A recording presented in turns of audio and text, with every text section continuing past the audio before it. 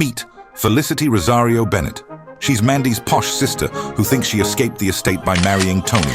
A GP, she tells everyone's a surgeon, even though he can't handle blood and faints at needles. She acts too posh for the estate, but she's still Felicity.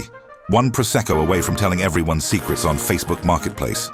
Felicity is tethered to the estate whether she likes it or not, because Mandy is her sister, and Mandy isn't going anywhere.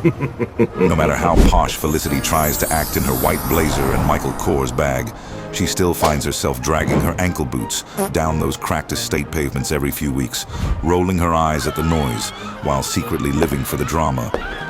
She tells people she's doing her duty, checking in on Mandy.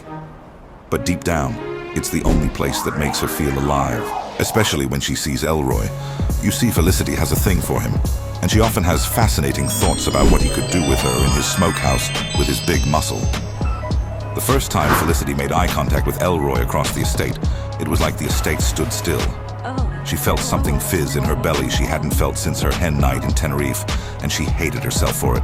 He just nodded at her, shades glinting, gold chain catching the streetlight, and she nearly dropped her Michael Kors bag in the puddle. She'll tell anyone who'll listen that she hates him, calls him a thug, and that lowlife. But the truth is, that look he gave her made her knees go warm. And she's been replaying it in her head every time Tony's droning on about meal deals.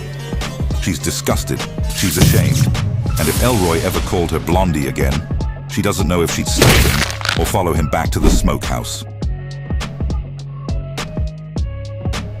When their mum died, she handed Mandy a special package in a greasy little bag, whispering, "Don't let your sister get this."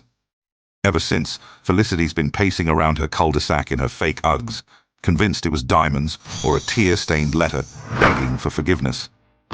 Truth is, it was a tin of custard creams, 4.20 in coppers, and a note saying, "Buy yourself fags, not posh candles."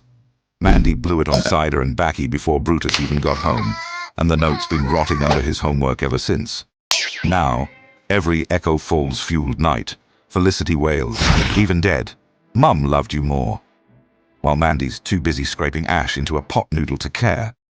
Felicity pretends she's moved on, but she's still scouring every charity shop for a cheap urn to keep Mum close, while Mandy's just trying to find her lighter. Everyone on the estate knows the truth. Felicity will be bitter about that little bag until she's in the ground herself, probably in the same trackies she claims she's too posh to wear. Will Felicity ever get her night with Elroy at the smokehouse? Will Tony stop going on about meal deals?